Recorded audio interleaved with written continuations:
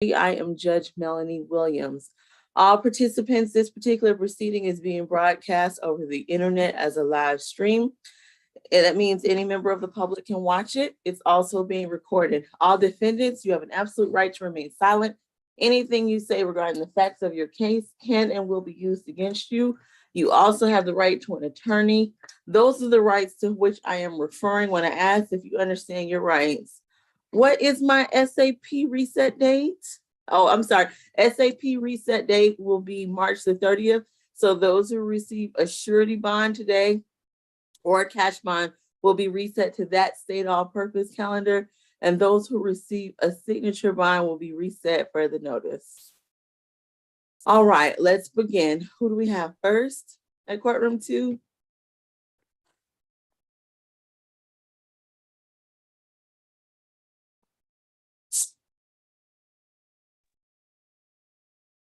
If courtroom 2 is making an announcement, we can't hear. And have all defense attorneys had the opportunity to speak with their clients? I have, Your Honor. Good afternoon. Good afternoon. Good to see you, Mr. Bartel. I'm sorry, Your Honor. Position 3, Mrs. Florenville. All right, thank you. Good afternoon, Ms. Florval. Your case is 23 CR 001605Y. You're charged with battery, family violence with the offense date of March the 16th. Do you understand your rights today?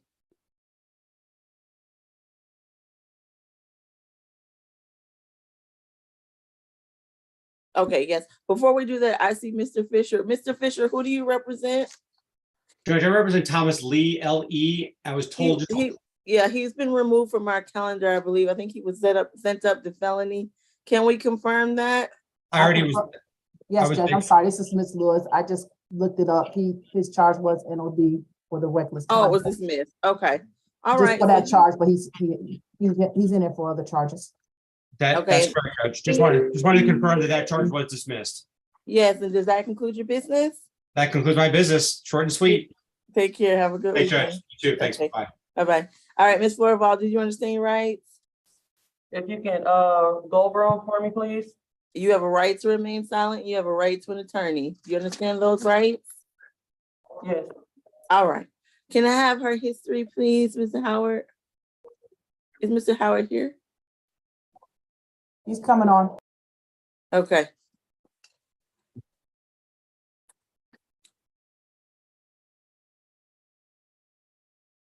Mr. Howard, we're on position 3. If you can hear me, can I have that history, please? Was that rival? Yes. Yes, sir. Arrival, sir. 2016 simple battery, terrorist threats, criminal trespass. 2017 shoplifting, obstruction, NOLO. 2017 disorderly conduct conviction. 2017 probation, failure to appear. 2019 probation. Okay, thank you. All right, whose case is this for the state? Your Honor, that will be me, Marquez Jones, serving under the Third Year Practice Act. All right, Mr. Jones, please proceed with your recommendation for bond. Yes, Your Honor. So would you like a brief recitation of the facts? Very, very brief, yes. Yes, ma'am. So on March the 7th, 2023, officers responded to a dispute call. Upon arrival, the victim is Kyra Bird, and that's spelled Kyeria, Bird, Byrd, advised officers that she was locked outside of the home by the defendant. After 20 minutes of knocking, the victim kicked the door and the defendant finally answered. Upon opening the door, the defendant yelled at the victim and proceeded to enter into a fighting stance while the victim was holding her son. According to an eyewitness, Ms. Pamela Tuck, the defendant pushed the victim while the victim was holding her baby, and they both began engaged with each other. Your Honor, we believe that the officer said that the defendant was the primary aggressor as she pushed her sister first. And this is the same victim from a 2014 simple battery arrest. And her history shows that she has a risk of offending. Since 2014, she's been involved in some sort of action involving battery or simple battery. And as Your Honor heard, she had an FTA. Therefore, we are requesting a $6,000 surety bond with no further contact with the victim and no drugs, alcohol, or weapons. Can I have the victim's name again, please? Kira Bird, and that's Kyieria. All right. Good I'm- afternoon, Your Honor. I believe Ms. Bird is on the line. I'm Kiera. I'm Yes, gonna I'm sound Kiera. for her. Yes. Okay, I'm Ms. sorry. Bird, you're present. Would you like to make a statement? I only just Before you start talking, yes or no, so I can place you under oath. Do you Oh, wish yes. to make a statement? You don't have to. All right, you do. Please raise your right hand. Do you swear and affirm that the testimony you give today will be the truth to the best of your knowledge and under the penalty of perjury? yes. All right, you can put your head down. What would you like to tell me? What I am most concerned with is whether you wish to have contact with the defendant. Yes. I don't mind. Okay, was there anything else you wanted to tell me? I'm basically just here for my sister's mental health and her safety, because she does have mental health and she does fight with mental health.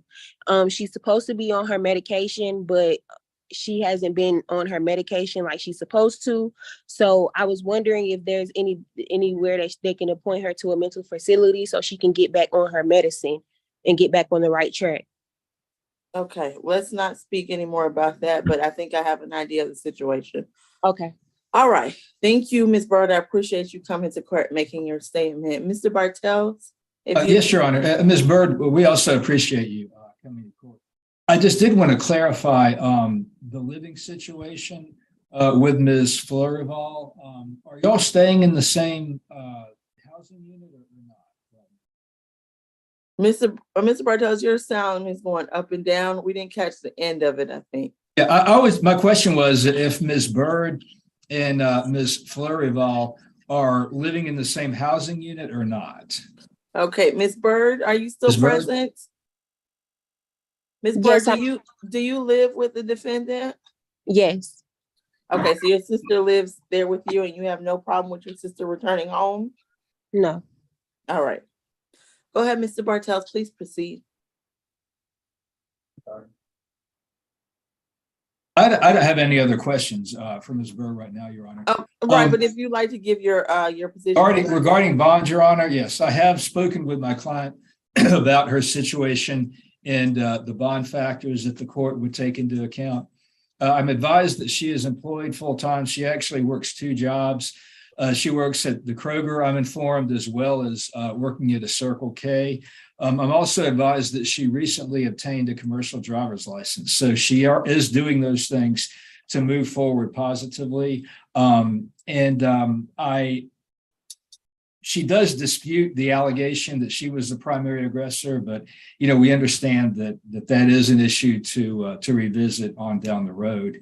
Regarding the bond, we would ask the court to consider a signature bond, given all those factors, and that she does have ties to the community. Of course, her sister is in the Metro Atlanta area, as well as her husband and her mother-in-law. So we would ask the court to consider a signature bond, or if not, a $1,500 good bond.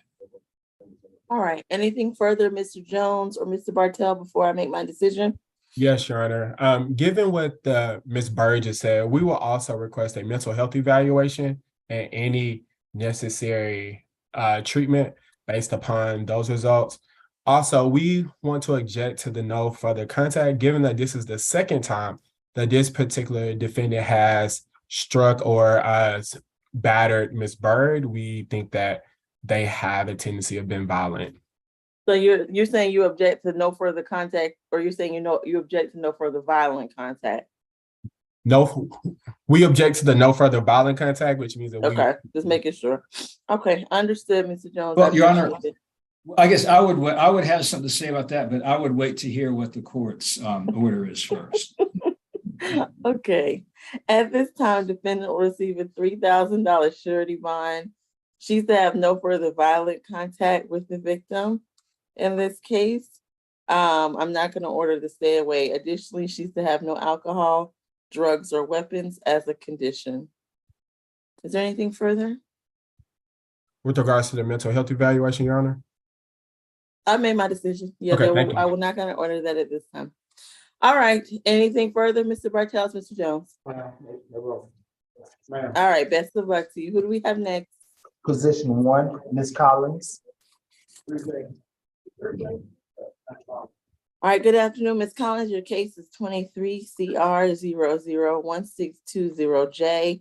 In this case, you're charged with making terroristic threats and acts and disrupting a public school with the offense date of January the 12th. Do you understand your rights? Yes, ma'am, I do. All right, thank you. Mr. Howard? This is our fourth arrest. 2010 theft conviction. 2010? Correct. Okay.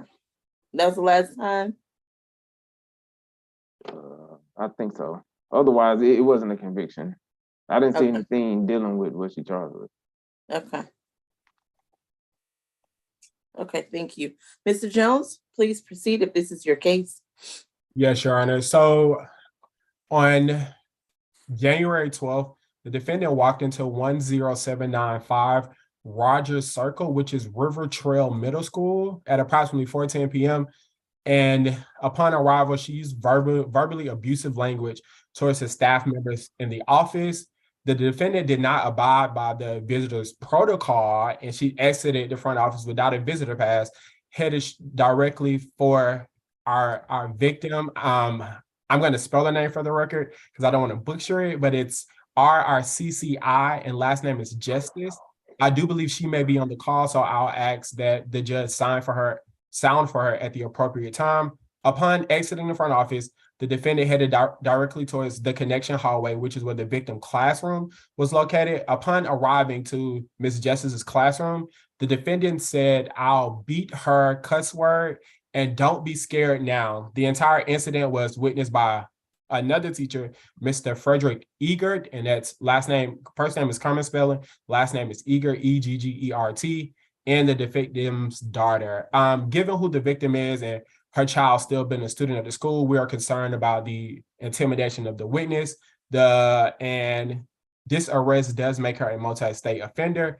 Therefore, we are asking for a $4,000 surety bond, no further contact with the victim, Ms. Justice, or the witness, Mr. Egger. Stay away from River Trail Middle School unless prior approval has been granted, and no drugs, alcohol, or weapons. All right. Is it alleged that Miss Justice is her child's teacher? Yes, Your Honor. Okay. All right, I'm sounding for Miss Justice at this time. Hi. Miss Justice, if you're here and wish to make a statement, I would just need you to turn on your camera so I can place you under oath. Would you like to make a statement? I would. All right, please raise your right hand. Do you swear and affirm the testimony you give today will be the truth to the best of your knowledge and under the penalty of perjury? I do. All right, what would you like to tell the court today? I would just like to say that my main goal is that our schools are safe. And this individual blew past the front office, and they tried multiple times to help her with what she was wanting to happen. She wanted to connect with her daughter. Her daughter was able to text with her, wasn't able to get on the phone to talk to her though. And this is during dismissal because they were dismissing buses. And that's not school policy that students can talk on the phone at dismissal. There were many students that witnessed this individual's behavior in the office and also in my classroom and multiple classrooms in the hallway. And they saw all this happening. And that is my biggest concern, is that the kids don't need to see that kind of stuff or experience that kind of stuff. And especially given the current climate of violent things that happen in school sometimes. When the incident occurred, I honestly didn't know if she had a weapon, given the climate these days. And so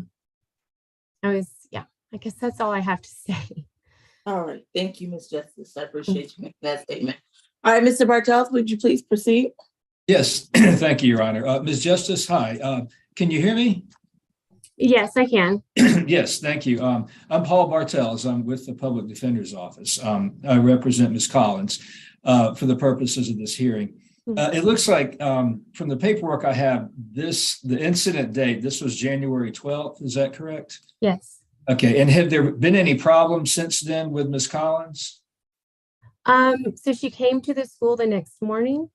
After being escorted with the police escorted her off that afternoon off the campus and talked to her to, explain to her that this behavior can't happen. But she came the next morning to pick up items, I guess, for her daughter. And then the school tried to send her a registered letter saying that she was going to be banned from the school because there were other incidences during the school year with some other teachers that were very Okay.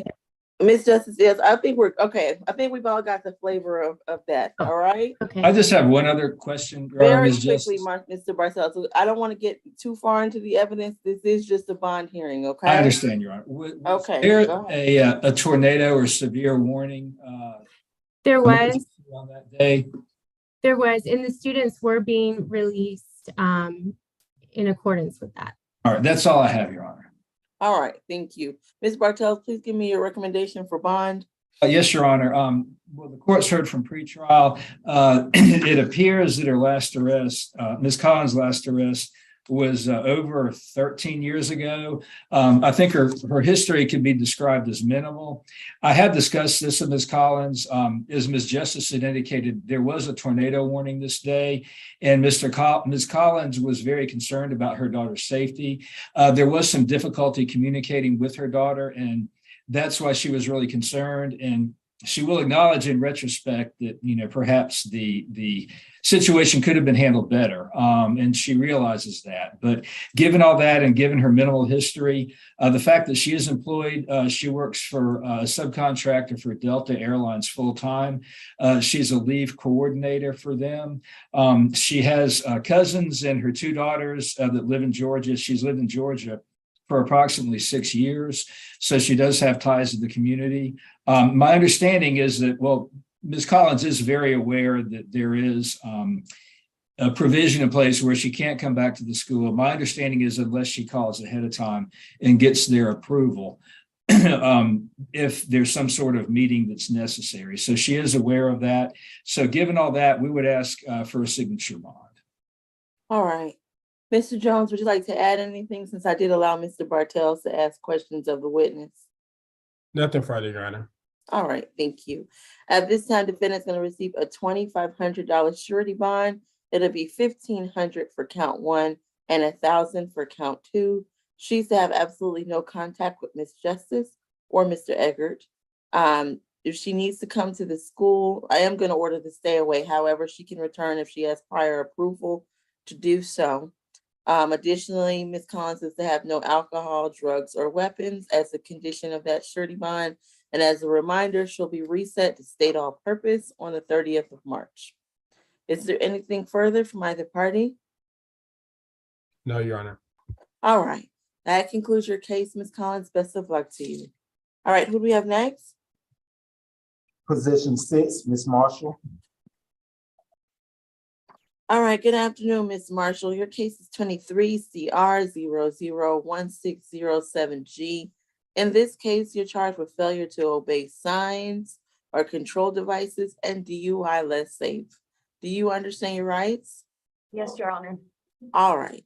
Mr. Howard? It's a ninth arrest, 2022 probation violation, 2021 DUI conviction. That's it. Okay, thank you. All right, Ms. Bickerstaff, is this your case? Yes, Your Honor. How are you today? I'm well, please proceed. Yes, so this incident occurred on March 16th at approximately 6:30 p.m. And it was captured via surveillance video and partially the defendant's admission, where she ran a red light on Manswell Road.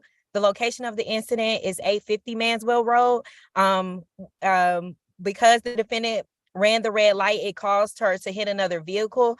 The officer on scene conducted a field sobriety test in which the defendant was unsteady and observed the defendant having glossy eyes, and the officer noted he could smell alcohol. Because of the defendant's prior history with DUIs, the state's recommendation is a $3,000 cash fine, $1,500 for the DUI, and $1,500 for failure to obey traffic control devices. We're recommending no driving and no alcohol, drugs, or weapons while out on bond. All right, thank you. Mr. Bartels? Yes, Your Honor, I've spoken with is laid off from her job, but she wasn't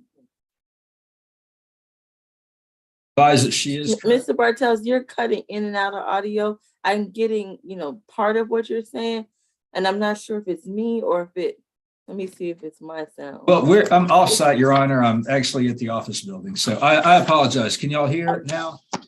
Yes, try again. Go ahead. Yeah, Ms. Collins, up until recently, she was employed by a Delta subcontractor, just like some other folks by name of Sedgwick. She was laid off from that, but she is looking for another job. She does have ties to the community. Her brothers and her parents are all in the metro Atlanta area. The information we have is kind of limited. I don't have access to a police report that goes into any detail about the alleged field sobriety tests, and of course, without having the benefit of looking at the video, sometimes that can be more illuminating as well. But she does dispute some of the allegations that are in the warrant. Right now, she has a bond set. There's a $1,500 bond on the DUI charge and a $600 on the failure to obey the traffic control device. We would just ask the court for that amount to remain the same. All right. At this time, the defendant's going to receive a $4,500 surety bond, $500 for count 1, $4,000 for count 2. She's not to drive unless she has a valid license issued by the Georgia DDS. And additionally, she's to have no drugs, alcohol, or weapons as a condition. Is there anything further? Further, Your Honor. Thank you. All right. Best of luck to you, Ms. Marshall. All right. Who do we have next? Position 15, Ms. Pastel. All right. Good afternoon, Ms. Pastel. Your case is 23 CR 1621B. You're charged with hindering a person attempting to make an emergency call with the offense date of July the 31st. You understand your rights? Yes, ma'am. All right. As this is her first arrest, we'll go right to Ms. Lewis. Ms. Lewis, please proceed. Yes, Your Honor. Good afternoon. Good afternoon. This incident occurred on July 31st, 2022 at 3571 Collier Drive. Officers responded to a domestic dispute call at 1320 Pryor Road Southwest and met with Ms. Fuller. Ms. Fuller called from this location, which is her child's school, in reference to the dispute that occurred the Sunday prior to the date. Fuller, her first name is Ardrana, that's spelled ARDRANNA. Fuller stated that she was in an altercation with her child's father, which got physical. And as Fuller was attempting to call an Uber and leave the location, the defendant, who is the mother of her child's father, took her phone away from her and told her she should stay. Fuller then went outside and tried to leave. Your Honor, we understand this is her first arrest, but because the mother was interfering in an alleged domestic dispute, which the state takes seriously, the state will be recommending a $2,000 surety bond, no further contact, no alcohol, drugs, or weapons, and to stay away from wherever Ms. Fuller resides. And we would like to sound for her at the appropriate time if she's on the Zoom. All right, Ms. Fuller, if you're present and wish to make a statement, I just need you to turn on your camera and unmute your screen so that I can place you under oath. All right, hearing and seeing none. Ms. McLeod? Yes, Your Honor. Good afternoon. Good afternoon. My client, Diane Postel, is 59 years old. She has no criminal history whatsoever. She tells me that she lives on Collier Drive with her 2 grandchildren, and her son. And she has been gainfully employed in the same occupation for the past 27 years, has never been in any trouble. She denies the allegations as stated by the state. In fact, she tells me that she was suffering from COVID-19 at the time this incident happened. She was in her bedroom when her granddaughter, who happens to be the child of the controlling witness, ran upstairs to her and, said, grandma, she heard some noise. And 2 people were arguing downstairs, her son and the alleged victim. She said, she told them that they should, break it up because they were making a lot of noise and she was feeling unwell. She said that at that time, the victim's cell phone the alleged victim's cell phone fell out of her hand, and she picked it up and gave it back to her. She said at no time did she keep her phone or try to prevent her from making any calls. I would ask the court, Your Honor, to give my client a signature bond so she can get out of jail. This alleged incident happened last July, I believe. And given my client's history and the circumstances that she alleges happened, also she has told me that she just had surgery for cancer and she's recovering and needs to take medications, which she is missing. And I would also like to point out, Your Honor, that my client turned herself in. She was not picked up. She found out that there was a warrant for her arrest and she turned herself in. Based on this, Your Honor, I would ask the court to give her a signature bond so she can get out of jail and get home to taking care of herself and to her grandchildren. Nothing further, Your Honor. All right, thank you, Ms. McLeod. Ms. Lewis, was there a stay away address requested or no? No, Your Honor, I just said stay away from wherever the victim resides, and we Okay. did that. All right, at this time, defendant's going to receive a $2,500 signature bond through pretrial services. She is to have no contact with Ms. Fuller and stay away from wherever Ms. Fuller resides. Additionally, she's to have no drugs, alcohol, or weapons as a condition of that signature bond through pretrial. Is there anything further? No, Your Honor. Defense, Your Honor. All right, best of luck to you, Ms. Pastel. That concludes your case. All right, who do we have next? Position 18, Ms. Smith.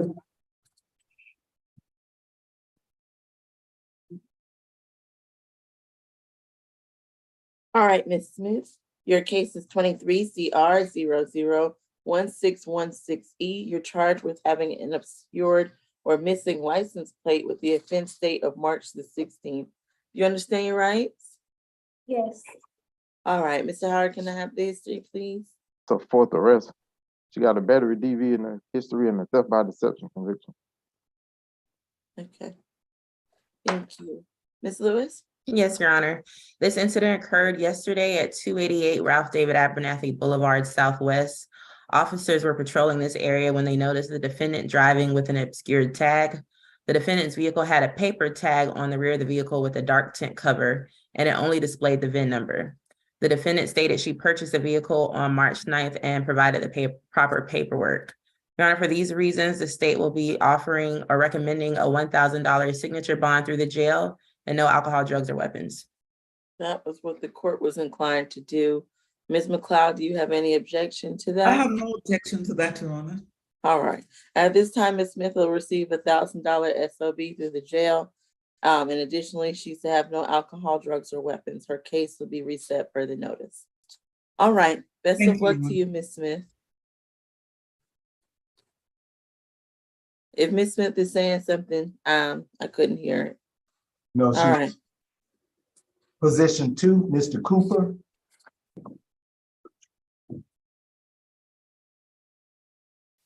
All right. Good afternoon, Mr. Cooper. Your case is 23 CR 001619Y.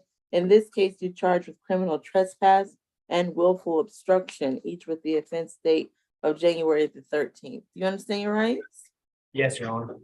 All right. This is his first arrest, so we'll go straight to you, Mr. Jones. Mr. Jones, please give me your recommendation. Yes, Your Honor. So this incident took place on January 13th of 2023. Officers were dispatched to 290 Hildebrand and that's Hilder, Brand BARD, one word, Drive, Suite B6 in Sandy Spring, Georgia. Upon arriving, the victim, Carolyn Brown, first name Carolyn, Carolyn, last name Brown, common spelling, was standing by her 2008 Toyota Highlander. Officers observed that the front driver's side tire had a puncture mark and was flat, consistent with a blade being used to puncture the tire. The victim advised that her ex-boyfriend and the father of her 6-year-old, the defendant, was responsible for the damages. Management provided the officer with video footage that showed the defendant pulling up just beside the victim's vehicle, exiting his vehicle, and approached the driver's side and bent over at the waist.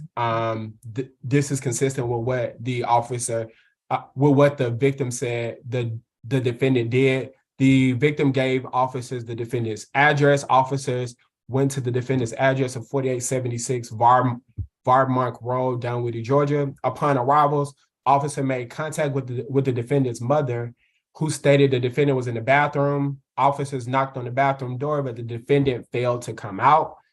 Your Honor, we say that the state believes that the defendant is a flight risk as the defendant fled the scene, and this incident took place on January 13th of 2023. He also refused to surrender to officers when approached at his mother's home. The actions of the defendant slashing the victim's tire is of great concern to the state. I do believe that the victim may be on at the appropriate time if Your Honor will sound for her. At this time, we are recommending a $3,500 surety bond, a stay away from D's Grooming. That's the 290 Hildebrand Drive, Suite B6. That's where the victim works. Also, we are going to ask for a stay away from the victim's home of 3589 Magnon, and that's MCKOWN Road, Douglasville, Georgia, 30134. No further contact with the victim, Carolyn Brown, or the D's Grooming business. And we are also open to third-party contact, as we understand that they have kids but the third-party contact should only be through the victim's aunt and uncle, and no drugs, alcohol, or weapons at this time, Your Honor.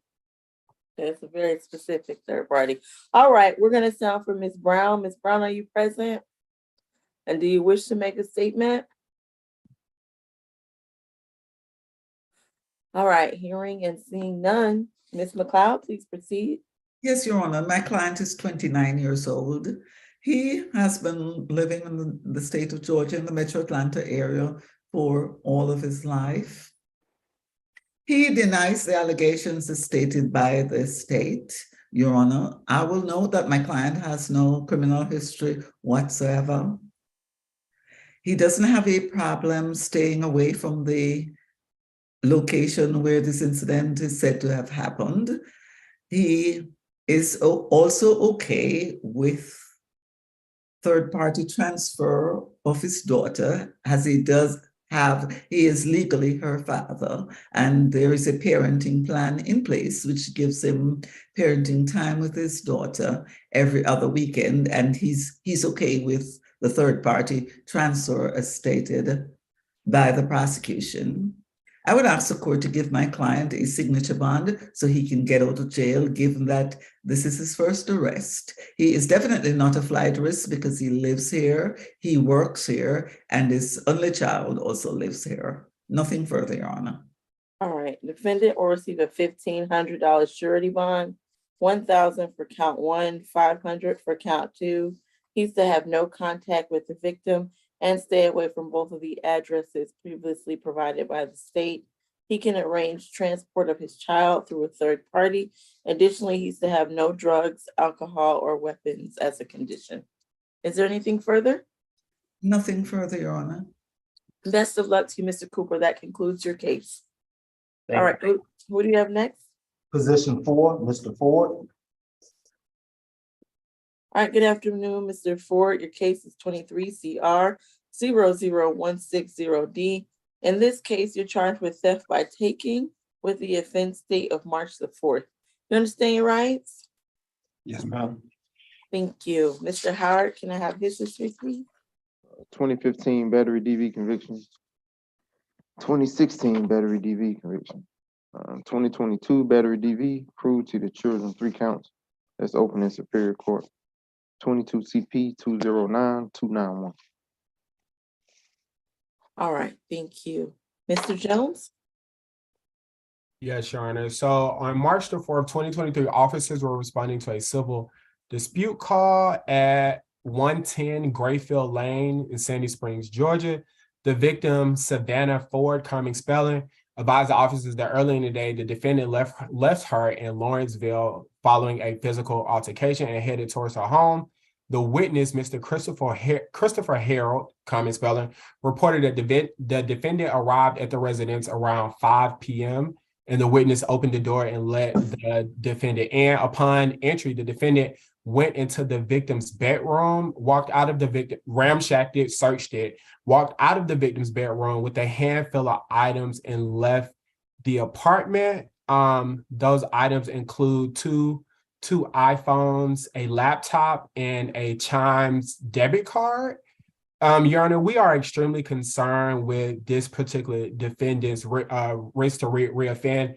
As the court heard, the open case in Superior Court also involves the same victim, and upon that bond, he had a no contact with this victim, so he is clearly not staying away. We will also project, given his 2 previous convictions, he is a danger to society. Therefore, we are asking for a $3,000 surety bond, no further contact with the victim, a stay away from 110 Grayfield Lane, Sandy Springs, Georgia, no alcohol, drugs, or weapon.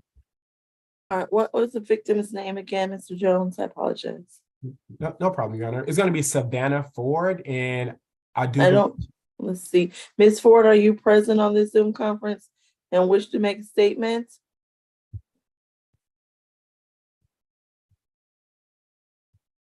All right, I don't believe she's here. Mr. Bartels, please proceed with your recommendation for bond. Yes, Your Honor, thank you. I have looked over the materials and does deny the allegations. He indicates that he and Ms. Ford separated for a brief period of time, and he went back to the residence. He does dispute the allegations. He does have ties to the community.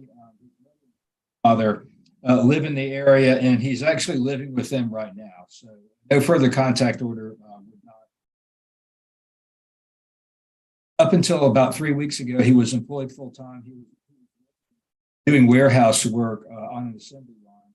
He was laid off, but is looking for. He also has additional extended family in the Macon area. So he does have ties to the community. And given all of that, we would ask for a $1,500 surety bond. All right. At this time, defendant will receive a $1,500 surety bond. He's to have no contact with alleged victim in this case and stay away from wherever the victim resides, as well as the incident location. Additionally, he's to have no drugs, alcohol, or weapons as a condition. Is there anything further? Nothing further, Your Honor. All right, Mr. Ford, that concludes your hearing. Best of luck to you. Who do we have next? Excuse me, Judge. Any way we can confirm if position number 19 is in courtroom 2 or if he's still in felony court? Solomon? Yes. He's still in felony court. He's still in felony court? Yes. Okay, will he be heard today? Because apparently his mother is on the line, and she just need to know if she can stay on a legal.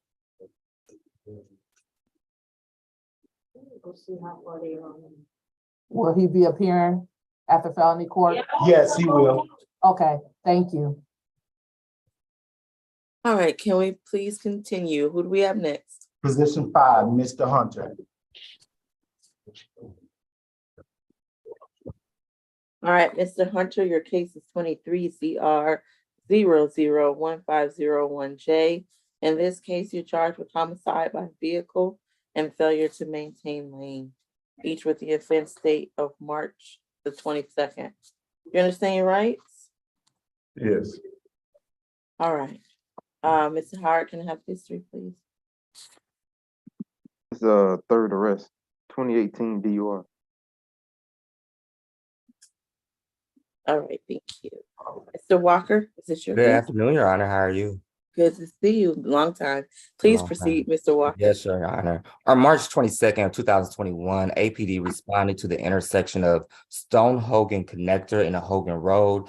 Upon arriving at the scene, they did speak to the defendant, Mr. Kofi Hunter, who admitted to leaving his lane of travel, entering the northbound lane, traveling the direction of south. As a result of his action, he did cause a head-on collision with the victim, whose name is Mr. Tremont Ennis.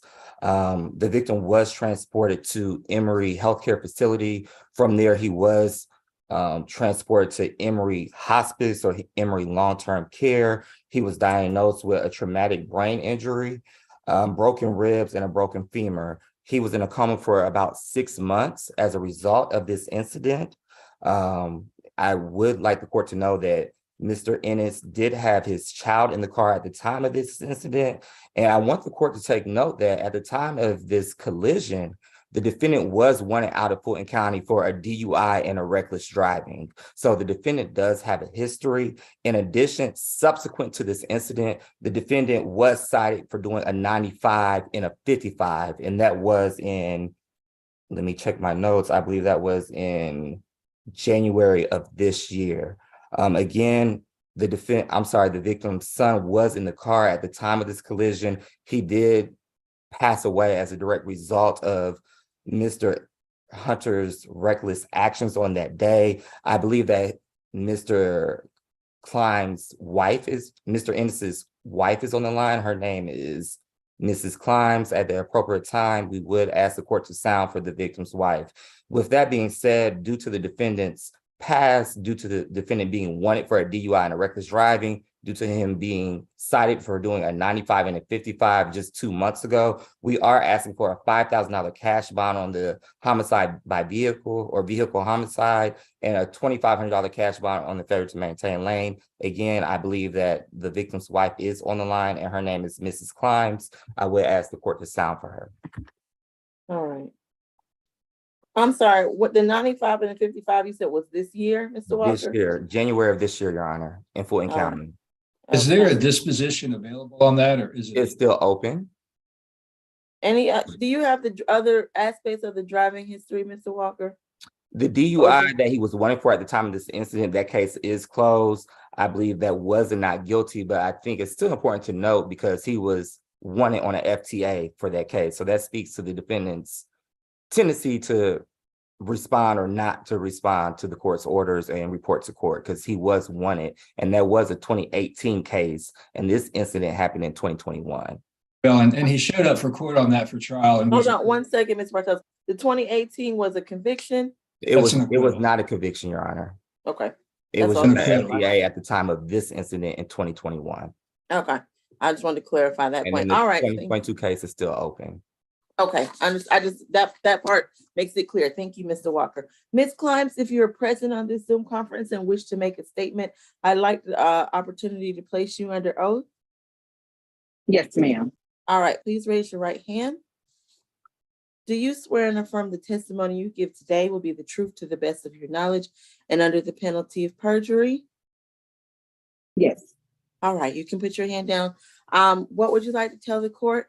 I know you have a lot of, I'm sure there's a lot that you wish to say and that you want to make me aware of, but I'm just going to gently remind you that this one is not, we're not sentencing him to anything today or anything like that. This is just your opportunity to speak as to his bond conditions, okay? But please go ahead and let me know what you'd like me to be aware of.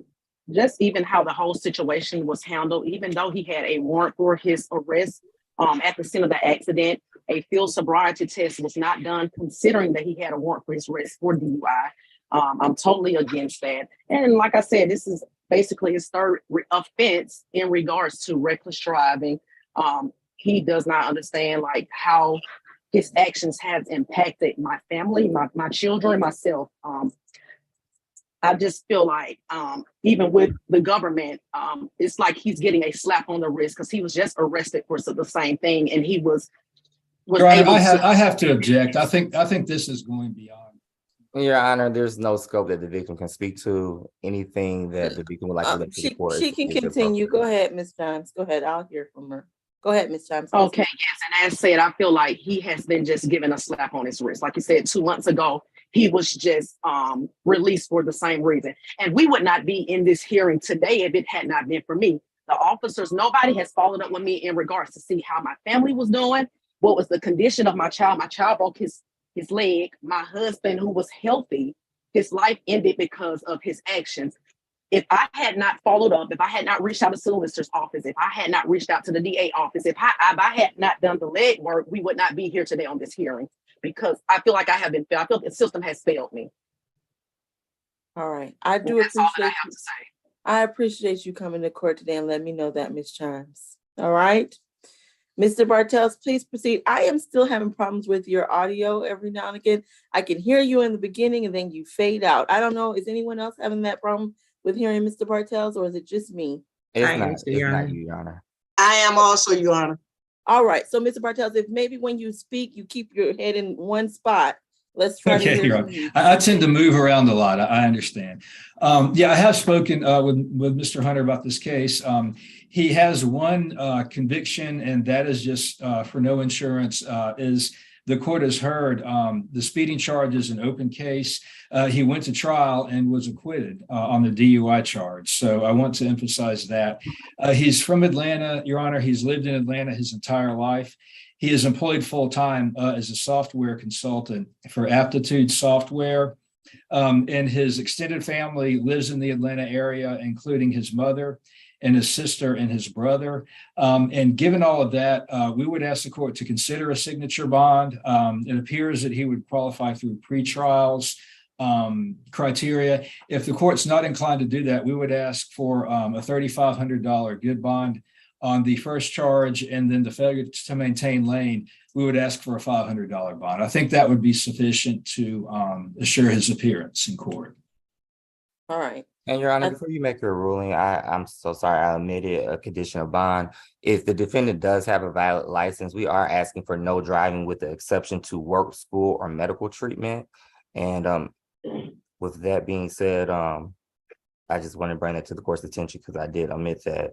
Okay, I was inclined to do no driving whatsoever, Mr. Walker. All right. We'll go with that then, Your Honor. He's employed full-time, Your Honor. He needs to ask, did he Good be allowed afternoon, to Judge. drive? Good afternoon, Judge. Respectfully, if I can just ask Mr. Walker to please check his messages one more time. Thank you, Your Honor. I hate to interject that. We also would ask that the defendant supply the court or the clerk of court with the current local address that's up to date. Okay. Mr. Bartels, do you have an address for the defendant? The address I have is 245 Lake Terrace. That's Atlanta, Georgia. We lost you after Atlanta, Georgia again. I'm sorry. Mr. Atlanta, Georgia. Will you chat it to Mr. Walker? Or just to the clerk or everyone? And Your Honor, the state wants to verify because the state has some information that the defendant may be residing out of state, specifically in the state of Florida. And we want to make certain that the defendant provides the court and the clerk of court and that the court's aware as to whether or not this defendant is residing in the state of Georgia. Because if he in fact resides in another state, then of course the state's recommendation regarding the bond and conditions of the bond would differ. But based on our investigation, we did come up with a Florida address associated with this defendant. Mr. Bartels, you have a local address and you have information that your client resides here? That is what I'm told, Your Honor. I can follow up with him to verify if I could have a breakout room with him or some way to speak with him in private. Only way we can think of that is you probably would have to call the jail because he's in courtroom too. I don't hate Mr. Hunter, do you live locally? That's the only question. I just want you to say yes or no. Please don't say anything else because I don't want you to infringe upon your right to remain silent. Do you live in Atlanta? Yes. At the address Mr. Bartels just provided? Yes. Do you also reside in Florida part-time? No, I lived in Florida from 2016 to 2019. Okay, please don't say anything else. All right, Ms. McCutcheon, I understand that there might be a Florida address and perhaps Mr. Bartels can do some further investigation there. Mr. Walker, how would please give me your recommendation if I were to find that he lived in Florida, how would that adjust the state's recommendation? I would change it to a $5,000 for the vehicular, $5,000 cash and also a $5,000 failure to maintain lane cash. So a $10,000 total if he were out of state resident. Okay. And that's in combination with him having a FTA for a DUI and a reckless driving at the time of this incident. Okay. Mr. Bartels, your response? Well, all of this about a Florida address, the information we have is very vague. It almost sounds like it's speculative. The address I have in the records is the Lake Terrace address in Atlanta. He has confirmed that. And I think if the state is disputing that, it would help to have more specifics as to what information they have and how recent that is. My only response would be, I don't think it's speculative because Wait. the defendant he confirmed that he did live or reside in Florida. Just to be clear, I'm not finding necessarily that he does have an out-of-state address. I was just curious as to how that would affect the state's recommendation. But go ahead, Mr. Walker. You were saying that it's not speculative because the defendant just confirmed that he did reside out of state up until 2019. So he does not have a long-term history with the state of Georgia is the state's position. All right. And that's directly from the defendant. Okay. All right. Thank you. Anything further from either party? Nothing further at this time. Mr. Hunter, please, I understand you want to say something, but I do not want you to infringe upon your right to remain silent, okay? The best thing for you to do is after I make my rule, please unmute him for a moment. What is it, Mr. Hunter? Please don't say anything that any little fact you use can be used against you. I'm going to give you that warning again. I understand. I was born and raised in Atlanta, so to Mr. Walker's point, as I don't have any time. Okay. Here. I would advise you to stop yes, there. please. Yeah, thank you, Mr. Hunter. You are confirming that you live here. All right. Thank you, everyone. At this time, on count one, defendant is going to receive a $10,000 surety bond. On count two, he's going to receive a $7,500 surety bond for a total of a $17,500 surety bond. He's not to drive unless he's headed to work and back home. Additionally, he's to have no drugs, alcohol, or weapons as a condition. Is there anything further requested by the state or the defense at this time? Not this time. Further. All right. Best of luck to you, sir. That concludes your hearing at this time. You'll be reset to the state all-purpose calendar on March the 30th. Can Ms. Klein please be dismissed, Your Honor? Yes, Ms. Klein, that's going to be the end of his hearing. Unless you like to watch the rest of court, you're free to go as well. All right. Who do we have next? Thank you. Position 7, Mr. McLean. All right, Mr. McClin, your case is 23 CR 001608E. In this case, you're charged with willful obstruction, reckless driving, fleeing or attempting to elude, improper or erratic lane change, driving on the wrong side of the road, and failure to yield. Do you understand your rights today? Yes, Your Honor. All right, thank you. Mr. Howard, can I have this history? It's his fifth arrest, 05 FTA. That's it. Okay. Miss Bickerstaff, do you have the driving history as well? No, Your Honor. For the I just have a 2005 local ordinance charge. Okay, it's probably the same thing. Yeah. All right, please proceed. Yes, Your Honor. So this incident happened on March 15th, about 10 p.m. at night. It happened between the locations of Capitol Avenue and Capitol Square, and it went on into 206 Washington Street Southwest. And this is where officers observed the defendant on the stairs of the Georgia State Capitol, yanking on the gate, and his car was parked on the on the sidewalk. And officers noted in the police report that when they approached the defendant, he became aggressive. And then he got in his car and he began driving recklessly by weaving in and out of lanes, nearly hitting other cars. And lastly, Your Honor, the officers were able to box him in at that 206 Washington Street address. And that is where the defendant exited the vehicle, and officers noted that the defendant became non-compliant.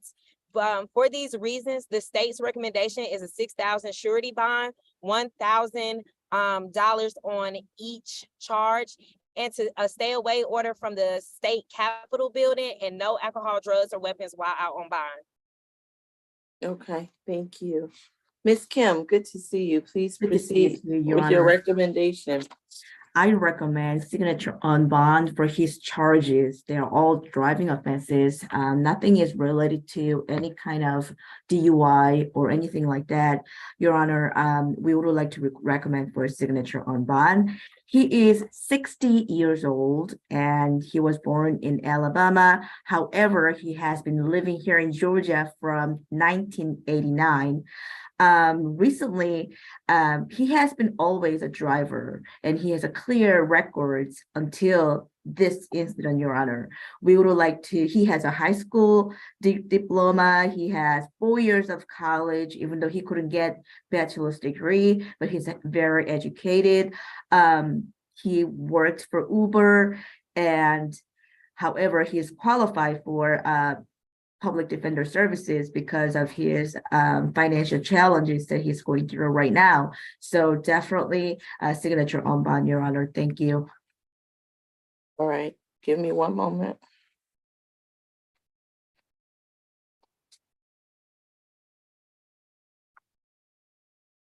All right.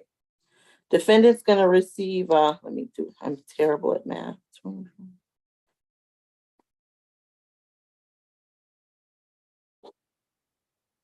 Okay, defendant's gonna receive a $1,500 split bond. For the first 3 charges, those will be $250 of surety. For the last 3 charges, those are $250 of signature through the jail. He's to stay away from the Georgia State Capitol building, and he's additionally to have no alcohol, drugs, or weapons as a condition. Is there anything further?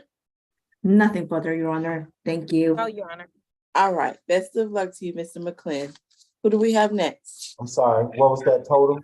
The total is 1,500. I split it in half. He has to make surety on 750.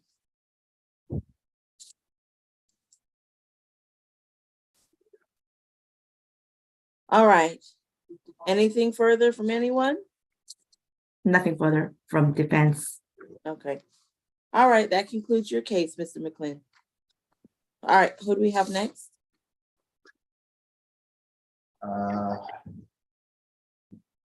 Position 9, Mr. Morris.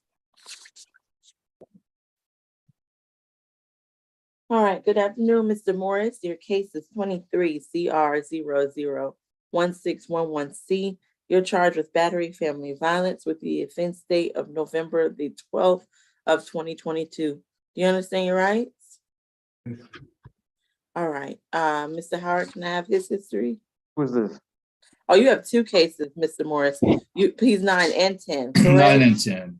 Okay, and you also are here for case 23 CR 001610C, and that's a simple battery family violence charge with the offense date of March the 15th. So, Mr. Howard, we're on positions 9 and 10. 13 total. 2018 probation. 2018 simple battery DV conviction. 2010 burglary first offense. All right, thank you. Ms. Bickerstaff? I'm having a little trouble hearing you. I'm having some connection issues right now. Okay, Ms. Bickerstaff has frozen. I can't hear you. Ms. Bickerstaff, do you want to log in and log back out? Log out and then back in.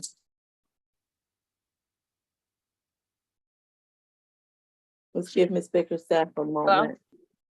All right, Ms. Bickerstaff, that's better. We could not hear you for a moment and then you froze. Are you able to hear me now? Yes, I'm able to hear you now. All right, please proceed with your recommendation. Yes, so for the for position 9, the simple battery, Your Honor, quickly, this incident took place on March 15th, and this is where officers arrived to 1986 North Avenue in Atlanta. Officers arrived there in response to a dispute with victim Nikisha Bennett. That's spelled Nikesha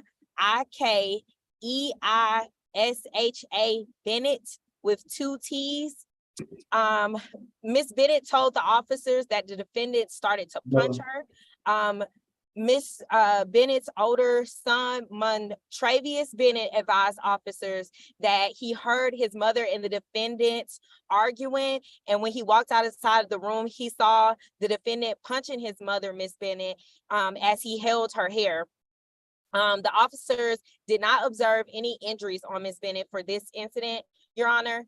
And furthermore, our victim advocate spoke with Miss Bennett this morning, and she stated that the defendant has a drinking problem and he gets angry when he drinks alcohol. And she also let our victim advocate know that she feels that the defendant needs some type of classes to help him with his alcohol issues, Your Honor. For this reason, the state's recommendation is a $3,500 cash bond, a stay away order at the 1986 North Avenue address, no further contact with Miss Nikisha Bennett, and no alcohol, drugs, or weapons, Your Honor. All right, and will you go ahead and do position 10 as well? Yes, okay. And so, Your Honor, position 10, that incident occurred on November 12th, 2022 at the same location, 1986 North Avenue, and it's with the same victim, Miss Nikisha Bennett. And here, Miss Bennett told the officers that the defendant attacked her inside their bedroom. She told the officers that they were talking about their relationship, and then the defendant just got upset and he pushed her on the bed. Officers noted that Miss Bennett's right eye was black and there was a bloody scratch on the right side of her nose, Your Honor. And because this was the first incident, the state's recommendation is a $3,500 surety bond.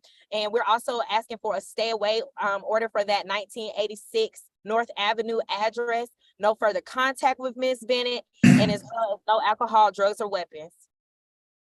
All right, I'm gonna sound for Miss Bennett at this time. If you're present on this Zoom conference and wish to make a statement, I would just need you to unmute your screen so I can place you under oath. Is that you, Miss Bennett, at iPhone 2? I can't hear you.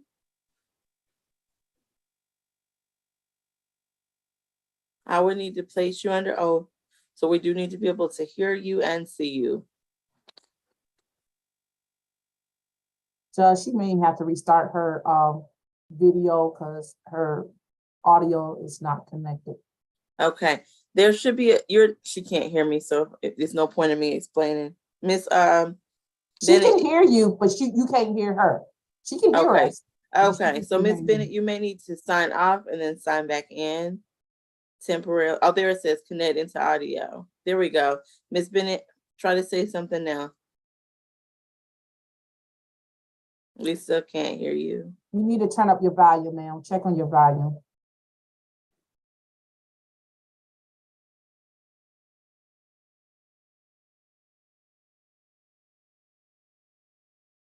We can't hear you.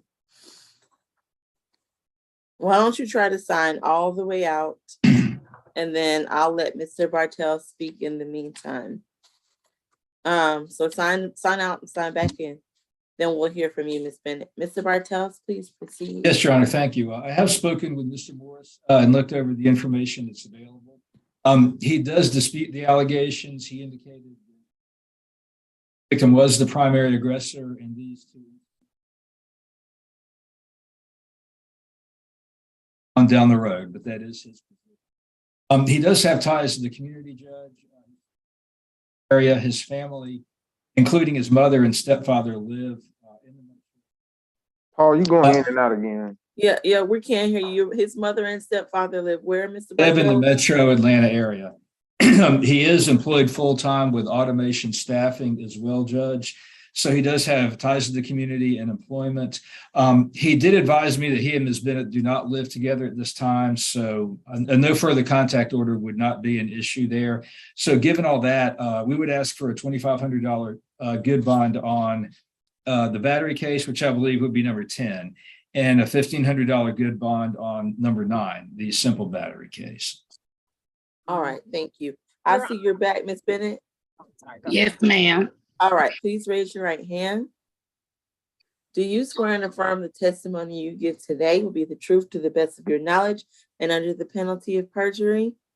Yes. All right, you can put your hand down. What would you like to make the court aware of? I just would like to say that he is a good person, and I do not have no problem with him being around me. It just, like I said, he do have a drinking problem, and I would just like to see him to do classes or something like that. All right, thank you. I appreciate you coming to court and making that statement. Anything further from either party? Yes, Your Honor. Given what Ms. Bennett just let the court know, the state is also recommending an ADET as well for the defendant. All right. All right, at this time, defendant is gonna receive, let me do my math again, hold on. For position number 9, defendant is gonna receive a $3,000 surety bond. He's to have no contact with Ms. Bennett at this time. If he's also to stay away from the address on North Avenue. I understand he does not live there. However, if he needs to get any items, he can return one time with a member of law enforcement to get those.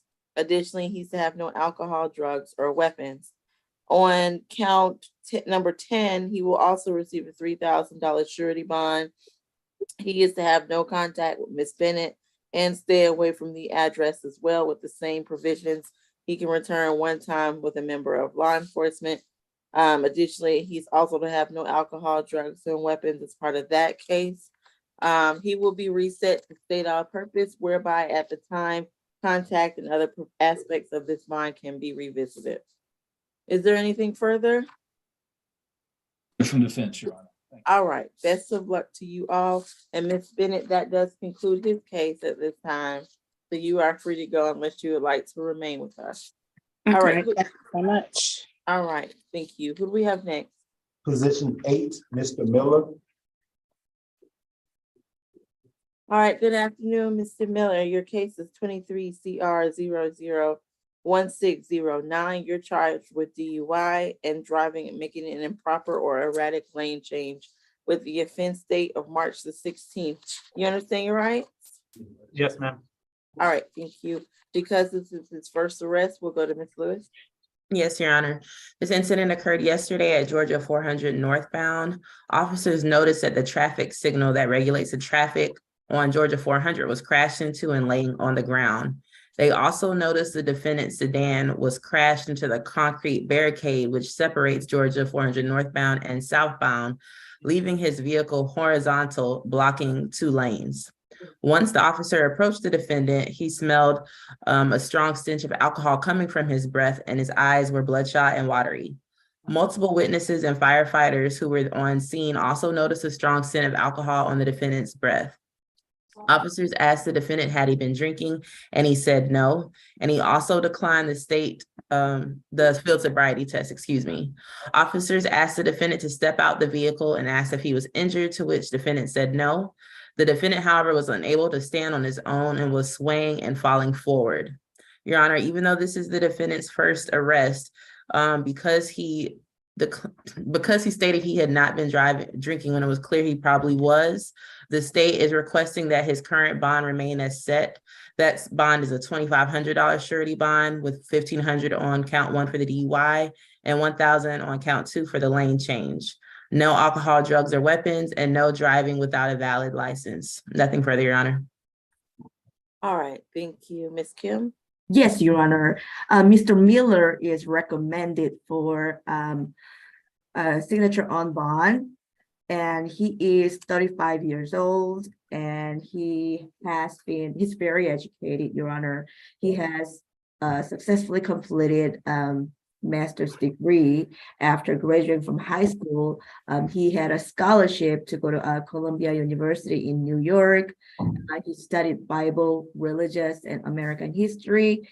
And indeed, he is ordained a rabbi for American Jewish Society. And Your Honor, I would like to request for signature on bond because he claims that he was not actually drunken, he was actually distracted, and that's why he had to that's why the accident happened. It didn't involve anybody else, nobody got hurt except himself. So we would like to, and also he he's gainfully employed for 2 jobs right now, 2 different restaurants. He works really diligently, and he has a minor child that he has to take care of with his wife. So he is financially very, very, I guess, budgeted in a sense. He has to be very frugal. We would like to request for signature on bond. Thank you. All right, at this time, defendant is going to receive a $2,500 surety bond. It will remain as currently set, $1,500 on count 1, $1,000 on count 2. He's not to drive unless he has a valid license issued by the Georgia DDS. Additionally, he's to have no drugs, alcohol, or weapons as a condition. Is there anything further? No, Your Honor. Nothing further, Your Honor. All right, best of luck to you, Mr. Miller. That concludes your case. Who Thank we you. have next? Position 19, Mr. Solomon. All right, Mr. Solomon, your case is 23 CR 001617G. In this case, you're charged with simple battery family violence with the offense date of January the 10th. You understand your rights? Yes, ma'am.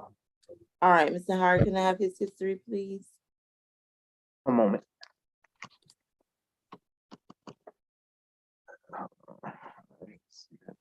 What we got? Fourth arrest, 2019 robbery conviction, 2022 theft that appears to be open, 22 unlawful possession of a firearm. I'm not sure what his felony bond was. I'll know by the time before you set bond though. Okay. All right, Ms. Lewis? Yes, Your Honor. So this incident occurred on January 10th, 2023, at 450 Piedmont Road. Officers responded to a domestic dispute call and met with Miss Ayanna Washington. Her first name is spelled Ayanna. Washington stated that she and her live-in boyfriend at the time were in an altercation. While Washington was sitting on the sofa, they were discussing the state of their relationship when the defendant got upset and began to yell at her.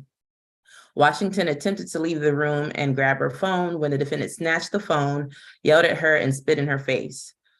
Washington once again tried to leave the room, but the defendant pushed her to the ground. Your Honor, the state is concerned about the risk of reoffense because this incident happened 1 week prior to the aggravated assault case that I believe he sat for his felony first appearance this morning. The state is also concerned about influence or intimidation of the witness. Since this time, there have been 4 calls made from the jail. The first call discussed the battery cases, and which the defendant or the victim stated that she was going to drop the charges and the defendant agreed. The second call, the defendant stated that the victim should not answer the phone calls for anyone else. And then they also had casual conversations, but the state is concerned that this defendant will have some type of influence over the victim. The victim's on the line and we understand that she wants to decline the charges. However, the state is concerned about her safety as she may not understand how much danger she actually is in. And for these reasons, Your Honor, the state will be recommending a $3,000 surety bond, no further contact with Ms. Washington, no alcohol, drugs, or weapons, and to stay away from wherever she currently resides. And I believe I see her on the lines and we'll sound her at the appropriate time. The Piedmont Road address is alleged to be a residence where they were I believe they used to live there, but no longer. I think she has a new address from what our victim advocate told us. Okay. All right, Ms. Washington, I see you on the screen. If you would like to make a statement, you please raise your right hand. Do you swear and affirm the testimony you give today will be the truth to the best of your knowledge and under the penalty of perjury? I do. All right, what would you like to tell the court at this time? I just want to say that this is all a misunderstanding, and I am asking for you guys to not put a no contact order because I'm all he have out here, and he does not have any other family out here. We just moved out here together. So I am asking for charges to be dropped and for him to come back home to me. All right, thank you. I appreciate it. Mr. Howard, you said that you got the bond from felony this morning? Yeah, he got no bond for ag assault. Okay, all right, thank you. All right, Ms. Kim, Please Yes, Your proceed. Honor. We would like to request for no further violent contact as this happened on January 2023, which is about 2 months ago. There has been enough cooling period of time. And as you saw, Miss Washington wants to have contact. She's not afraid of him. She wants to continuously reside together with him. So we would like to request for no further violent contact. They do live together at this point, even after January 2023, there has been relationship is still going on.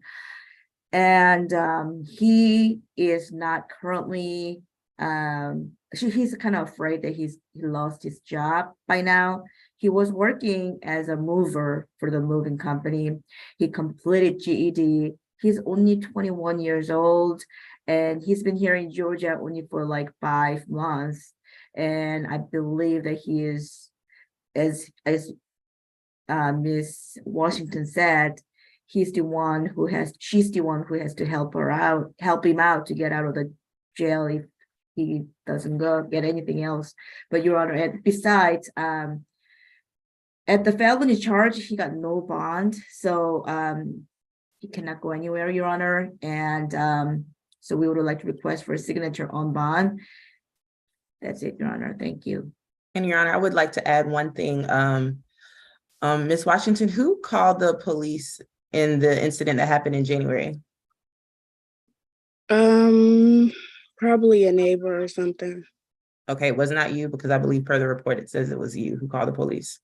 It might have been, I don't know. We argue and the walls are very, very, very thin. So it could have been me, it could have been someone else. I'm not too sure. I don't remember. Thank you. And then Your Honor, I would like to just put on the record that his felony case was an aggravated assault where the defendant strangled Ms. Washington, leaving her unconscious, which is probably why he received no bond this morning. Nothing further. And I'm assuming that bond has a no contact provision. Correct. All right. At this time, defendant will receive a $4,000 surety bond. He's to have no contact with alleged victim in this case and stay away from wherever she resides. Should he need to get any items to he eventually make bond, he can return with a member of law enforcement to get any of those items. Additionally, he's to have no drugs, alcohol, or weapons as a condition of that surety bond. Is there anything further? It seems like his mother would like to make a statement. Miss Solomon, the victim here has already spoken. We really, she's really the party of interest here. If you want to say something very quickly, you can go forward. I Please do. raise your Thank right you. hand, and very quickly, because typically I don't allow relatives to speak. Do you swear and affirm the testimony you give will be the truth to the best of your knowledge? Yes, I do. Thank you, All Your right. Honor. What would you like to say? I was trying to say something before you just made a decision that Ayanna is the only family that he has there. So to put a no contact order on him, if and when he does make bail, which I'm sure that he will after the felony case, what is he supposed to do when he walks out of jail? I live in the state of Indiana. So I was wanting to ask that not be put on them because they moved out there together. Okay. I understand my ruling will stand at this time. Wow. All right. Is there anything further from the state or the defense? Sorry, Judge, what was the amount on that bond?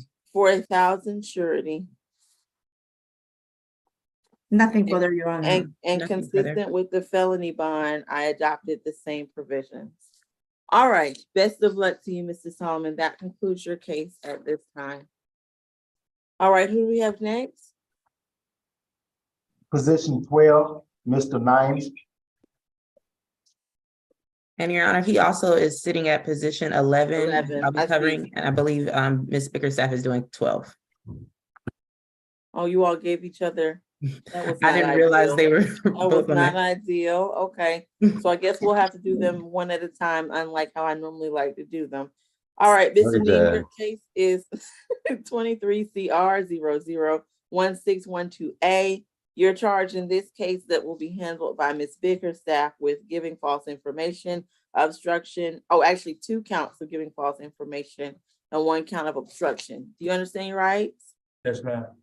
All right, Mr. Howard, can I have the history? 32 total. 2022 FTA probation. 2021 probation and a failure to appeal. 2019 probation. 2017 ag assault, battery DV, cruelty in the third, and the 2010 simple battery conviction. That's it. Okay, thank you.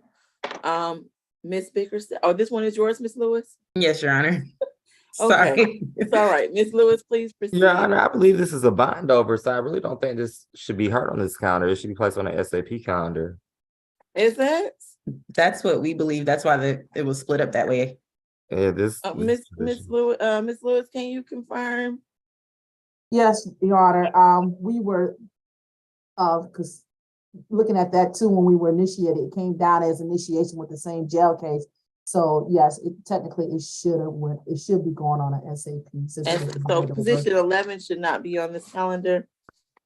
Correct. Okay, and he's only ever, if it was bound over from where, East Point or somewhere like that? East Point. Usually, yeah. Okay. All right, so we're gonna go back and we'll do position 12. Ms. Aneem, your case is 23 CR 001613A. In that case, you're charged with battery with the offense date of November the 24th. You understand your rights? Yes, ma'am. All right, Ms. Bickerstaff, please proceed. Yes, Your Honor. So just like you said, the incident occurred on November 24th, 2022 at 377 Westchester Boulevard in Northwest. And this is where the victim, Miss Carla Andrews, was visiting the defendant, and the defendant and Miss Andrews were engaged in intimate relations. And when Miss Andrews and the defendant left his residence, he then proceeded to punch Miss Andrews in the face. And Miss Andrews told police that a man named Q, who works at the apartment complex, witnessed the attack. Miss Andrews sustained a bruising and a bloody swollen right eye, Your Honor. And additionally, our victim advocate was able to speak with the victim's mother this morning. Miss Carla Andrews is currently deceased. She passed away this past February. And the mother, Miss Andrews' mother, did see the bruising of her daughter in this case, and just see Your Honor, and for this reason, the state's recommendation is a $3,500 surety bond, and no contact with Miss Andrews' mother, a one-day anger awareness course, and no alcohol, drugs, or weapons while out on bond. Okay, I'm sorry. Can you, your phone, the Zoom broke up when you were giving me the name of the victim again. I'm sorry, Ms. Bickerstaff. What was the victim's name? Was it the Andrews? Yes, it's Miss Carla Andrews. Okay, I'm sounding for Miss Carla Andrews at this time. All right, hearing and seeing none, Ms. Kim, please proceed. Yes, Your Honor. Mr. named David is 43 years old. He was born and raised here in Georgia.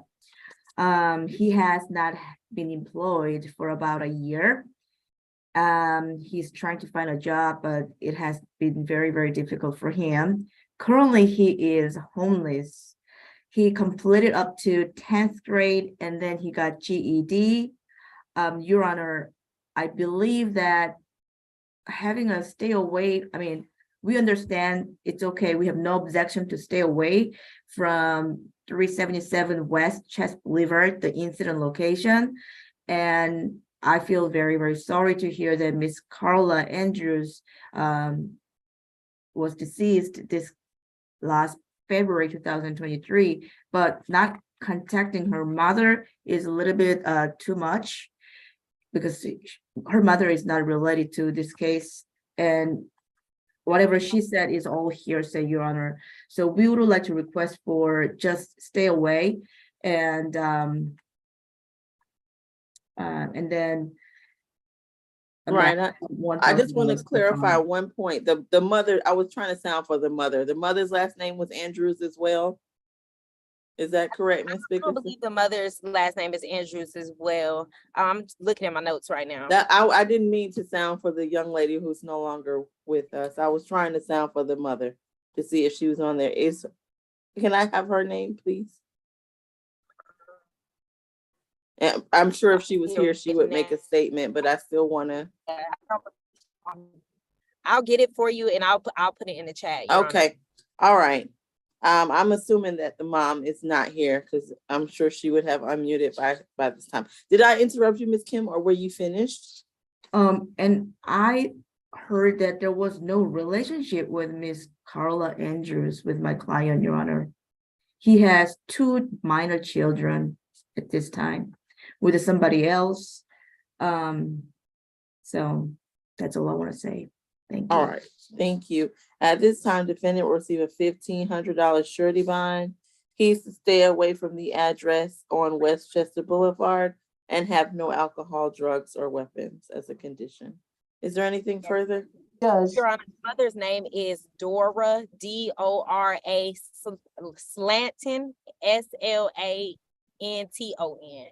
All right, is Ms. Slanton on this Zoom conference and wishes to make a statement? All right, and additionally, he's to have no contact with Ms. Slanton. Is there anything further? Excuse me, Judge, this is Katrina. I just wanted for clarification for position number 11, for the solicitors. He's in jail for these charges. I understand they were a bind over. We do have a bond on it, but there's an extra charge that y'all put on there that he doesn't have a bond for, giving the false information. A law enforcement, the jail has $1,000 surety. And then for willful obstruction, they have $1,000 surety. And y'all add giving false information, which is not associated with his booking screen, that doesn't have no bond. Do y'all plan on putting a bond on that amount?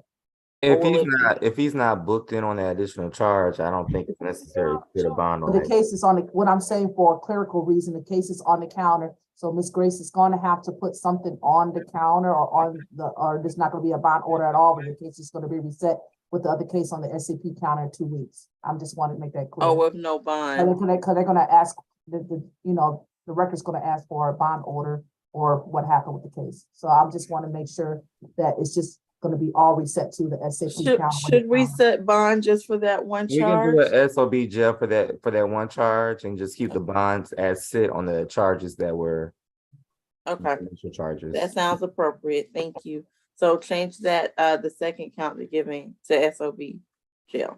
All right. So there'll be a SOB jail, no amount, what it be? Let's do 1,000 SOB jail. 1,000. Okay. Miss Grace, did you understand that?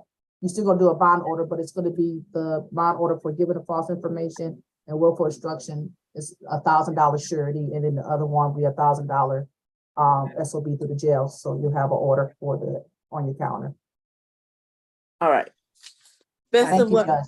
Sir, I know you want to say something, but the best thing for you to do is to speak to your attorney, okay? Unless you have a question about the bond, I don't want you to interfere. Please, you're right. Please. Okay, very quickly. It was about the bond, and I can't make bond, so when will my next court date be, Your Honor? That's what It'll be March the 30th. Yes, ma'am. Thank All you. right. All right. Best of luck to you, sir.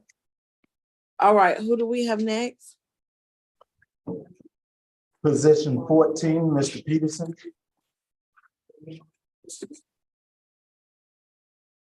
All right. Good afternoon, Mr. Peterson. Your case is 23 CR 001614A.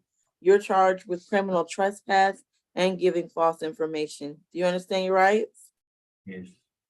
Mr. Howard, can I have the history? Third arrest. You got an open case in our county for criminal damage to property, 2 counts. It's 22 CP 212987. And open theft by taking in state court, 22 CR 006728A as an apple. That's it. Okay, thank you. Whose case is this for the state? Position 14.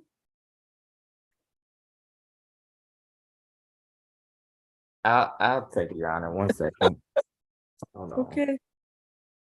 No one wanted to take this case, Mr. Walker? I guess not. I'm sorry. Hold on, let me get my notes.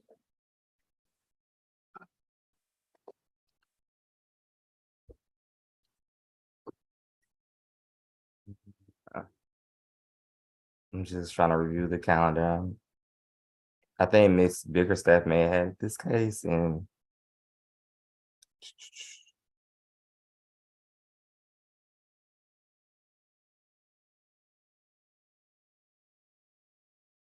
we will be asking for, can defense go first? Why review my notes? Okay, it's I one of review those. the report. Is that okay? Is it I'm Ms. sorry, McLeod? what'd you say, Mr. Walker? You need a moment? I Take a, do. yes, Thank you. take a brief moment.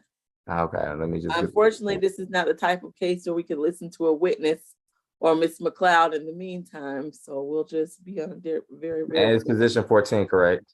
That's correct.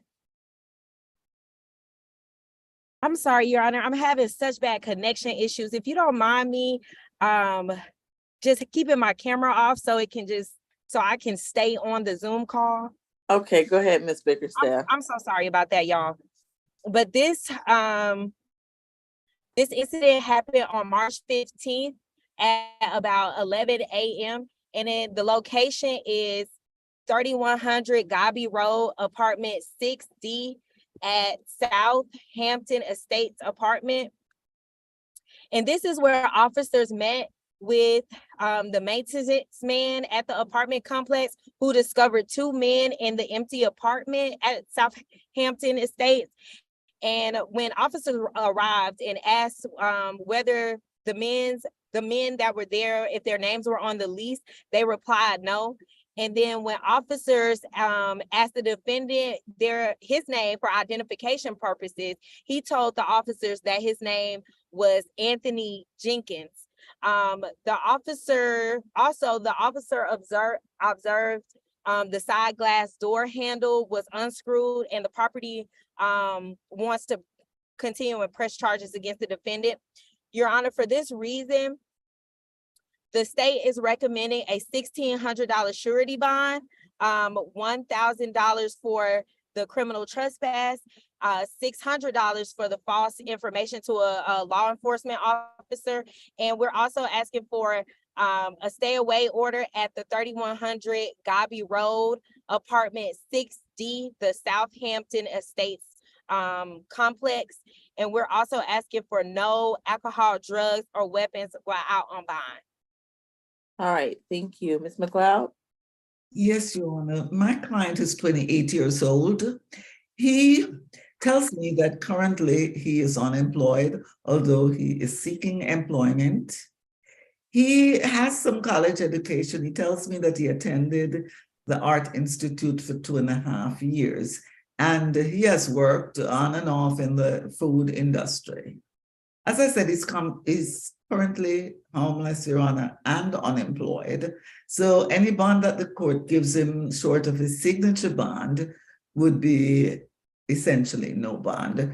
Given the fact that his criminal history is very limited, Your Honor, I would ask the court to consider giving him a signature bond. We are not opposed to the stay away from the location mentioned. Nothing further, Your Honor. All right, at this time, defendant will receive a $3,000 signature bond through the jail, $1,500 on each count, and he is to stay away from the address on Godby Road, have no alcohol, drugs, or weapons. Is there anything further? Nothing further, Your Honor. Thank you. All right, best of luck to you, Mr. Peterson. Who do we have next? Position 16, Mr. Prosser. And Your Honor, that concludes my business before the court today. May I be excused? Yes, you may, Ms. McLeod. Have a great rest of your weekend. Take care. Thank you. You too, Your Honor. Okay, bye-bye. Mr. Prosser, your case is 23 CR 001618H. In this case, you're charged with loitering and prowling with the offense date of March the 15th. You understand your rights? Yes, Your Honor. All right, Mr. Howard, can I have the history, please? 24 total. 2021 criminal trespass damage conviction. 2020 criminal trespass, criminal mischief conviction. 2020 criminal trespass conviction. 2019, 2018 probation violation. 2018 burglary conviction. 2018 grand theft auto / resisting officer conviction. And 2018 trespass conviction. That's it. All right, thank you. Ms. Lewis? Yes, Your Honor. This incident occurred on March 16th, 2023 at 1180 Old Roswell Road. And this happened between 11:45 p.m. and 12:52 a.m. Officers responded to this location and met with Ms. Jasmine Arrick, that's Arrick, who is the business owner, and stated that the defendant was attempting to make entry into her building with an unknown tool. Officers were able to locate and positively ID the defendant based off the description that Ms. Arrick gave them, as well as video surveillance from the business. When officers spoke with the defendant and asked why he was in the area, defendant stated that he was homeless and saw a building where he could file his taxes. Let's keep in mind that this was at 11:45 p.m. at night. Officers also asked the defendant if he attempted to enter the building, to which he denied, and officers told the defendant there was video footage of him attempting to enter the building. Your Honor, for these reasons, as well as his history of being in places where he should not be, the state is recommending a $1,000 surety bond to stay away from this location and no alcohol, drugs, or weapons. Nothing further. All right, thank you. Ms. Kim? Yes, Your Honor. Mr. Prosser is 49 years old. He was born and raised here in Georgia. After divorcing about 15 years ago, he worked as a mason brick. However, ever since he had a car accident on November 30, 2022, with a broken ankles, he has not been able to have any job. Indeed, he was supposed to start yesterday a part-time job at Value Village thrift store. However, he got arrested and he cannot, I don't think he's gonna be able to obtain that job again. So at this point, he's qualified for public defender's services, and we will continuously represent him. He has been homeless for the last 2 years, and he is financially very struggling. We would like to request for a signature on bond, because even $1,000 good bond would be like a no bond for him. So signature bond, please. Thank you. All right, defendant will receive $1,000 surety bond, and he's to stay away from the address on Old Roswell Road, have no alcohol, drugs, or weapons. He will be reset to the state all-purpose calendar on March the 30th. Is there anything further? Nothing further. All right, best of luck to you, sir. Who do we have next? Position 17, Mr. Scott. All right, Mr. Scott, your case is 23 CR 001615F. You're charged with cruelty to children and battery family violence with the offense date of June the 27th of 2021. Do you understand your rights? Yes, ma'am. I have that this is his first arrest, so we will go to Ms. Lewis. Yes, Your Honor. This incident occurred on June 27th, 2021 at 5389 Village Loop in Fairburn. Officers responded to a domestic dispute at this location and met with Ms. Frantine Scott, and her name is spelled Frantine. Ms. Scott stated the defendant, who is her son, hit her in the face with a closed fist and then pushed her to the ground. He also slugged her around the floor by her hair in front of his siblings. Scott stated that the altercation ensued when she told the defendant not to hit his 3-year-old brother. The defendant had just slapped his younger brother on the back, but stated they were just play fighting. Scott then asked the defendant to leave, and as he was gathering his things, the defendant became more aggressive with his mother, hitting her. Officers did observe swelling and redness to Ms. Scott's face, corroborating her account of the incident. Your Honor, for these reasons, the state will be recommending a $3,000 surety bond.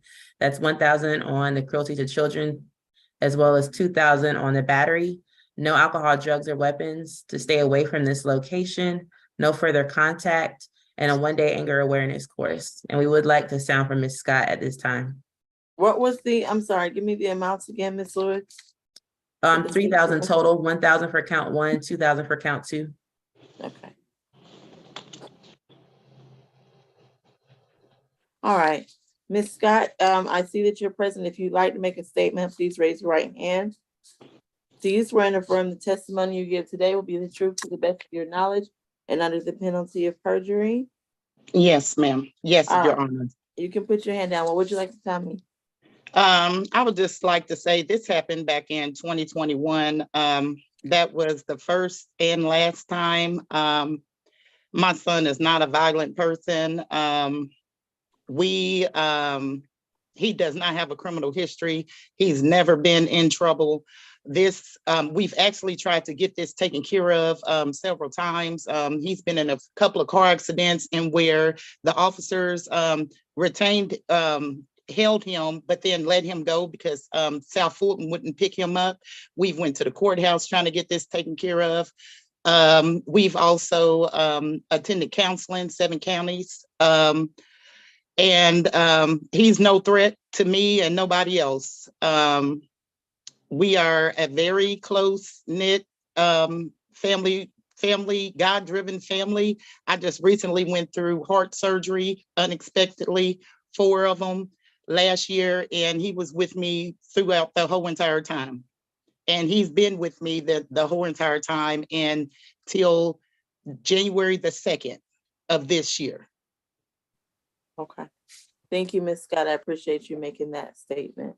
Ms. Kim? Yes, Your Honor. Mr. Scott is 23 years old. When this happened, he was 21 years old. He's been here in Georgia from 2017, about 5 years.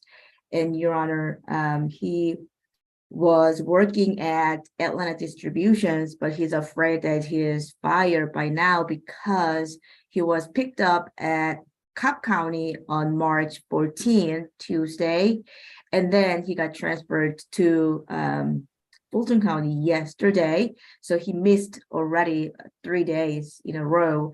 He graduated from high school. He has completed 1 year of college and he wants to continue his education. He did not have any other history. We would like to request for signature on bond and definitely no further violent contact. Thank you. All right, at this time, defendant will receive a $3,000 signature bond through pretrial per judge. He is to take the 1-day anger awareness course. He's to have no further violent contact with Ms. Scott and have no alcohol, drugs, or weapons. Is there anything further from either the state or the defense? Can No, I Your ask? Honor. Can I ask a question? How do I know you got them this signature bond? How do the charges get dropped or anything? Ms. Scott, the best thing to do is to give Ms. Kim a call after this is over, okay? I don't want her to say anything or you to say anything that may end up being problematic, okay? Okay, thank you. All right. Anything from the state of the defense? No, Your Honor. All right, Mrs. Scott, that concludes your hearing. Best of luck to you and Ms. Kim. Perhaps you can reach out to his mom to Yes. explain further. Thank you, Your Honor. All right, best of luck to you all. Who do we have next? What was That's the all we breakdown of have. those I charges? don't have nothing else. I still have position 13. What's the According name? to Odyssey, Mr. Oh, I'm sorry. Purdue bonded out, you said, Mr. Bartel? Okay. Yeah. Anybody know about? I'm sorry, what happened to 13? Odyssey is saying that he's in medical. Can any of the deputies give us? Okay, is there an announcement for position 13? Okay, medical reset. Does that complete the entire calendar? It should. Yes, ma'am. All right, courtroom 2 can be excused. Thank you all. Thank you. All right, is Miss Grace gonna review the calendar today or will it be Miss Lewis? It'll be Miss Grace. Miss Grace, will you please review the calendar for me?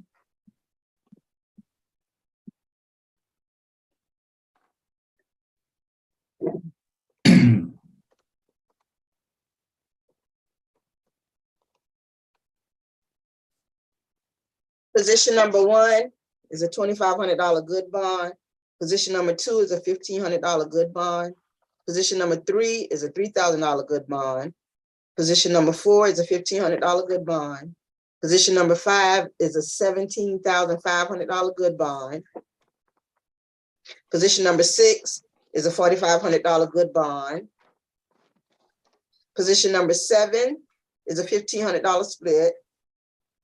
Position number 8 is a $2,500 good bond. Position number 9 is a $3,000 good bond. Position number 10 is a $3,000 good bond. Position number 11 is a $3,000 split bond. Position number 12 is a $1,500 good bond. Position number 13 is reset for 318 SCA. Position number 14 is a $3,000 sign-on bond through jail. Position number 15 is a $2,500 pretrial bond. Position number 16 is a $1,000 good bond. Position number 17 is a $3,000 pretrial bond per judge. Position number 18 is a $1,000 SOB through the jail.